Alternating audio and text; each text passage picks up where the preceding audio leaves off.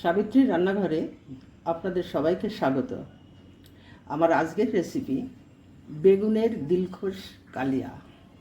তার জন্য লাগছে বেগুন, আমি এইভাবে কেটে নিয়েছি বোটা শুদ্ধ, আর আছে টক দই। টক দইটা একটু বেশি লাগবে। ফোড়নের জন্য আছে গরম মশলা, এলাচ, দারচিনি আর লং। আদা আছে হাফ চামচ, লঙ্কার গুঁড়ো, হলুদ, নুন। এরপর আমি বেগুনটা ভেজে নেব।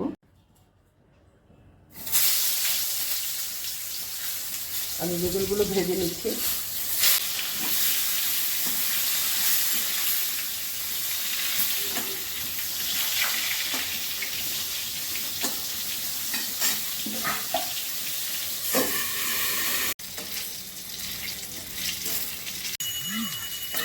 বেগুন ভাজা হয়ে গেছে, তুলে নিচ্ছি।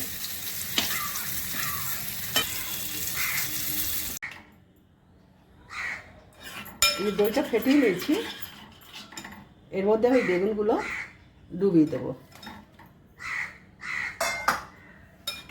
এবার ভালো করে বেগুনগুলো মাখিয়ে নেব দইতে।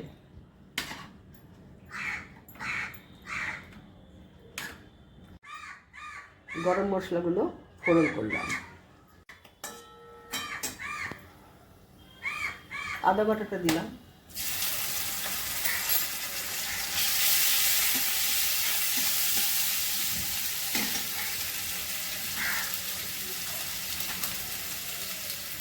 লঙ্কার গুঁড়ো,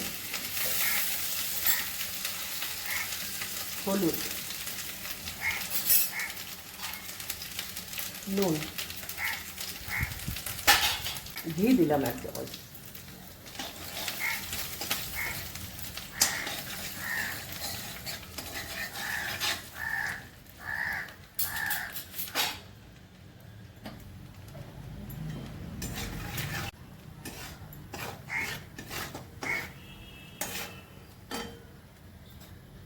এবার আমি দই মাখানো বেগুনটা ঢেলে দিলাম দই শুদ্ধ।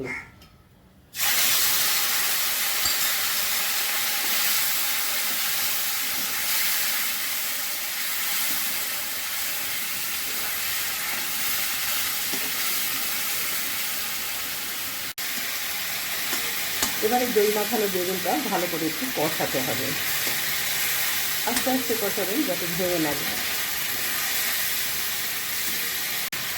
কষাতে কষাতে যখন রঙটা ঝরবে, উপরে তেল ভেসে উঠবে, তখনই বেগুনটা হয়ে যাবে। চিনি দিলাম,